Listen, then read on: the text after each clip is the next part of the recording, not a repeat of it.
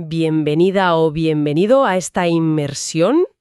Hoy nos metemos en un tema que a mí me parece fascinante, la verdad. Sí, es muy interesante.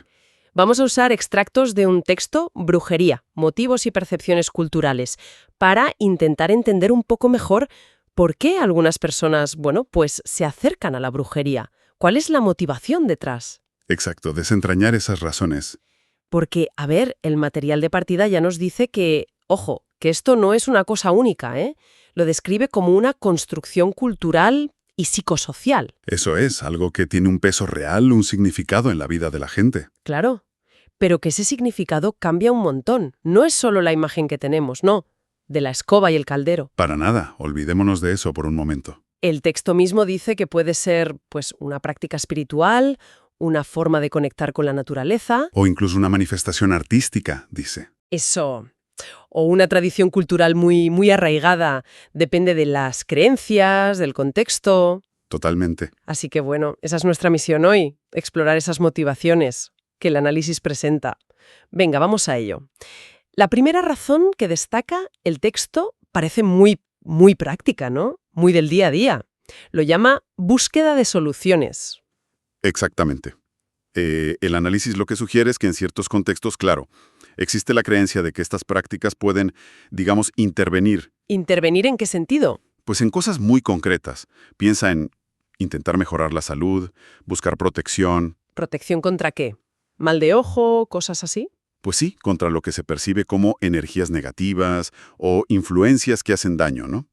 O incluso cosas más, atraer la buena suerte. Ya. En el trabajo o en el amor, lo típico que se busca a veces. Justo. Es como una respuesta directa a un problema o a una necesidad que se siente en la vida cotidiana. Entiendo, es como si buscaras una herramienta más, ¿no? Cuando a lo mejor las de siempre, las convencionales, pues no te funcionan o sientes que no son suficientes. Precisamente. Pero hablamos de problemas gordos, crisis vitales o también cosillas más pequeñas.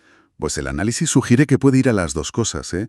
Desde situaciones de mucha ansiedad, una enfermedad seria, una mala racha que no acaba, Sí. hasta deseos más, digamos, mundanos, aprobar un examen, que se arregle un lío con un vecino.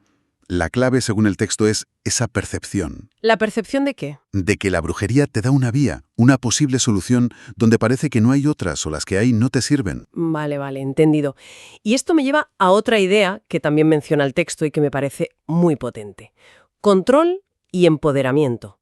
Ajá. Que no es solo buscar la solución fuera, sino cómo te sientes tú por dentro al actuar. Exacto. Y eso es fascinante, y el análisis lo recalca mucho. Esa búsqueda de control, fíjate, muchas veces aparece justo cuando nos sentimos más vulnerables. Claro. Cuando las estructuras sociales, las circunstancias, la vida misma, o incluso la biología, nos hacen sentir impotentes. Imagina a alguien que siente que su vida va a la deriva, ¿no? A merced de fuerzas que no entiende o no puede manejar. Hombre, claro. Una enfermedad crónica, por ejemplo, o estar en una situación económica muy precaria, o simplemente la incertidumbre del futuro, ¿no? Que nos afecta a todos. Exacto. Pues en esos momentos, según el texto, el participar en un ritual, llevar un amuleto, hacer un hechizo, le da a la persona una sensación de agencia. ¿De estar haciendo algo? Eso es, de estar haciendo algo activamente, para intentar influir en su destino, o al menos para protegerse, aunque desde fuera no veamos un efecto, digamos, medible. Claro. Psicológicamente puede ser muy potente. Es como recuperar una sensación de control. Aunque sea simbólica. Aunque sea simbólica, exacto. En un mundo que a menudo se nos presenta como caótico, inmanejable. El análisis lo sugiere casi como una herramienta psicológica, de resiliencia. Tiene toda la lógica esa parte psicológica, pero ¿el texto distingue si ese control es solo interno, esa sensación de calma, de agencia, o si la gente cree firmemente que de verdad está cambiando algo fuera? Pues parece que el análisis indica que las dos cosas pueden ir juntas, ¿eh? Y que a menudo se mezclan. Por un lado está el efecto psicológico, que es innegable, haces algo y eso reduce la ansiedad, la sensación de impotencia. Ya. Pero por otro lado, para muchas de las personas que describe, sí que hay una creencia genuina en que sus prácticas funcionan, que influyen en la realidad exterior. El texto no juzga si eso es verdad o no. Claro, no es su función. No, describe cómo funciona como motivación. El empoderamiento viene de la acción en sí y de creer en el resultado posible. Entendido. Vale, pues salimos de lo práctico y lo psicológico porque el texto nos lleva más allá. Habla de conexión con lo espiritual. Esto ya suena diferente. Sí, aquí cambiamos un poco el tercio.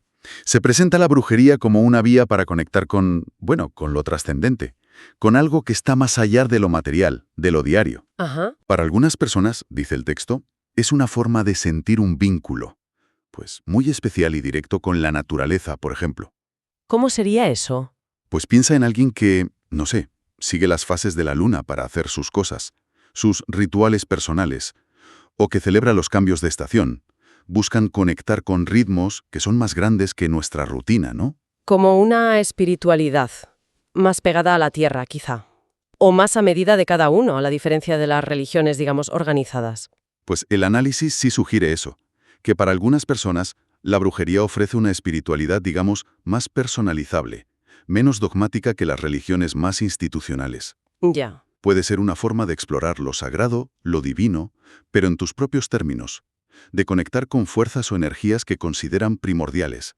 A veces se habla de dioses antiguos, espíritus de la naturaleza, o simplemente una fuerza vital universal. Qué interesante. Es una búsqueda de significado, de conexión espiritual, que para esa persona se siente más auténtica, más directa, sin jerarquías, sin doctrinas fijas. Eso de conectar con ciclos cósmicos, fuerzas primordiales, suena potente. Detalla el texto cómo se busca esa conexión en el día a día, en la práctica. A ver, el texto se centra más en las motivaciones que en dar un catálogo de prácticas, ¿eh? Pero sí menciona que esa conexión se puede buscar con meditación, observando la naturaleza con atención, Ajá. trabajando con hierbas, con cristales, viéndolos como conductores de ciertas energías, ¿no? O con rituales para honrar los ciclos naturales, como los solsticios, los equinoccios. Vale. La idea principal es como cultivar una sensibilidad hacia eso que perciben como las corrientes sutiles del mundo, ¿no?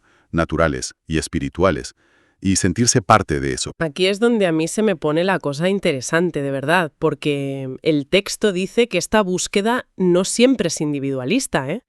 Que la cultura juega un papel, vamos, importantísimo. Habla de tradición y herencia cultural. Efectivamente.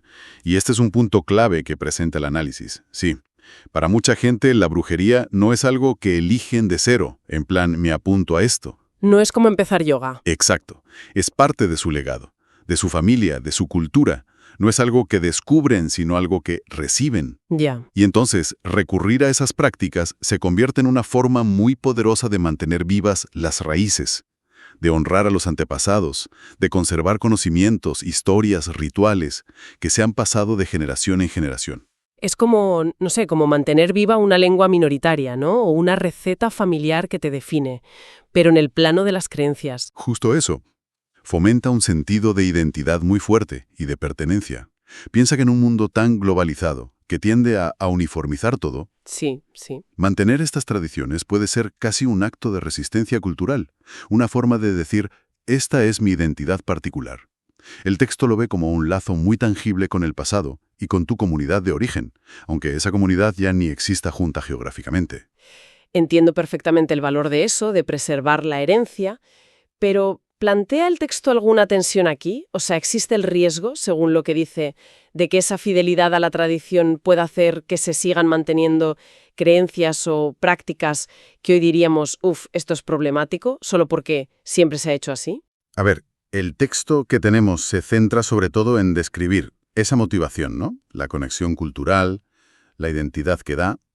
No entra de lleno a criticar si esas tradiciones pueden tener elementos, bueno, problemáticos hoy en día. Vale. Pero claro, al decir que es una construcción cultural, pues implícitamente abre la puerta a pensar en cómo evolucionan esas tradiciones, cómo se reinterpretan, o cómo a veces chocan con valores actuales. Pero vamos, el foco del material está en entender por qué esa conexión con la tradición es una motivación tan fuerte. La ven como un ancla, ¿no? De identidad, de continuidad. Vale, me queda claro el matiz. Y bueno, aparte de la cultura o de lo espiritual más trascendente, parece que el texto también ve un componente de crecimiento personal, muy claro. Habla de exploración personal y autodescubrimiento. ¿Qué quiere decir con eso? La mirada se vuelve hacia adentro, digamos. El análisis menciona que algunas personas se acercan a la brujería como un camino para explorarse. Una especie de caja de herramientas para conocerse mejor y desarrollarse personalmente. O sea, que no buscan tantos soluciones fuera o conectar con ancestros. No principalmente, o no solo eso. Buscan entenderse mejor a sí mismas. ¿Y qué tipo de herramientas o habilidades dice el texto que se buscan desarrollar ahí? Pues se habla de cultivar cosas como la intuición, aprender a escuchar tu propia voz interior, ¿no? Interesante. También se menciona fomentar la creatividad, usando quizá el simbolismo, los rituales, como una forma de expresión personal. Ya. Puede ser una vía para trabajar la confianza en una misma, la disciplina personal, si practicas con regularidad, o incluso para gestionar emociones, usando el marco simbólico de la brujería para procesar cosas que te pasan. Ajá. Es como buscar una conexión más profunda con tus propias capacidades internas y con cómo interactúas con el mundo. Es curioso, ¿eh? Como algo que desde fuera a menudo se ve con recelo, ¿no? Incluso como algo oscuro o peligroso, Sí, sí. puede vivirse desde dentro, según este análisis, como una herramienta de introspección, de desarrollo tan personal. Exacto. Y esa es una de las claves que yo creo que resalta el texto. La diferencia enorme entre cómo se ve desde fuera, a menudo con prejuicios históricos, culturales, y cómo se vive por dentro. Las motivaciones reales de quienes se acercan por autodescubrimiento. Ya. Para estas personas puede ser un camino de empoderamiento personal, pero a través de conocerse mejor. Entonces, si intentamos juntar todas estas piezas que nos ha ido dando el análisis, el panorama que queda es, muy diverso, ¿no? Precisamente, el panorama que dibuja el texto es de una complejidad enorme. Vemos que las razones para acercarse a la brujería van desde lo más pragmático, buscar soluciones, intentar ganar control, Ujú. hasta lo más trascendente, conectar con lo espiritual, la naturaleza, los ciclos cósmicos. Exacto. Y también motivaciones superligadas a la identidad, mantener tradiciones culturales, familiares o al crecimiento personal, explorarse, desarrollar la intuición. Queda clarísimo que no hay una sola respuesta a por qué la gente recurre a la brujería. Depende muchísimo de la persona, de su cultura, de lo que necesite o busque en ese momento. Totalmente. El análisis insiste mucho en eso. Es multifacética. No hay la brujería como un bloque. Hay muchas formas de entenderla, de vivirla, de practicarla. Por eso la define desde el principio como una construcción cultural y psicosocial. Ya, algo cuyo significado se crea y se negocia constantemente. Eso es. Y hablando de percepciones y efectos, sobre todo los negativos, el texto también mete una nota de cautela, ¿no? O una perspectiva práctica. Mencionaba algo de qué hacer si alguien se siente perjudicado. Sí, y eso es importante señalarlo. Porque claro, al tratar la brujería como un fenómeno que tiene un impacto real en la vida de la gente, sea por creencia propia o por la de otros, Claro. pues también toca la otra cara. ¿Qué pasa si alguien se siente víctima o amenazado por supuestas prácticas de brujería? Y aquí el análisis se pone muy pragmático, muy centrado en el bienestar. ¿Y qué recomienda? Pues la recomendación que se saca del texto es buscar apoyo profesional. Menciona específicamente profesionales de la salud mental. Ah, mira. El objetivo no es decir si la brujería existe o no, o si funciona o no. Es abordar el malestar real, el miedo, la ansiedad, la impotencia, que esa creencia, tuya o de otro, te puede estar generando. Entiendo. Gestionar los sentimientos. Eso es, gestionar esos sentimientos de forma constructiva, saludable.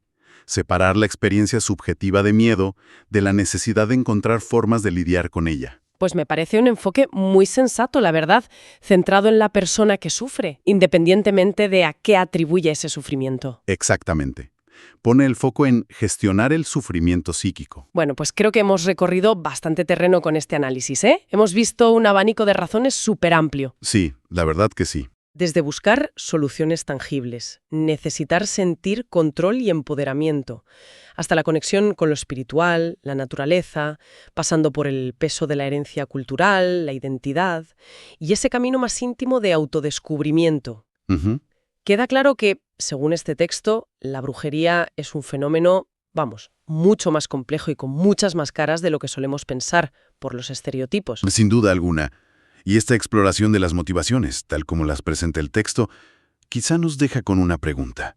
Una reflexión interesante, ¿no? Algo que va un poquito más allá de la descripción. A ver, Si aceptamos lo que dice el texto, que la brujería es, en esencia, una construcción cultural y psicosocial, con significados tan diversos, tan personales. sí, Podría ser que estudiar por qué surgen estas construcciones, por qué persisten, por qué cambian en distintas sociedades y épocas, nos diga mucho más sobre ciertas necesidades humanas que son universales. necesidades como cuáles, por ejemplo. Pues como la búsqueda de sentido, de significado en la vida, la necesidad de sentir que tenemos algo de control o de agencia frente a lo que no podemos controlar, a lo incierto. Ya, El anhelo profundo de conexión, con la naturaleza, con lo trascendente, con los antepasados, con la comunidad, o con una misma. Quizás estudiar estas prácticas, viéndolas así como construcciones culturales, es una ventana A. es, en el fondo, una ventana a cómo distintas culturas, distintas personas, intentan satisfacer esas necesidades humanas que son fundamentales. Bueno, algo en lo que pensar después de esta inmersión.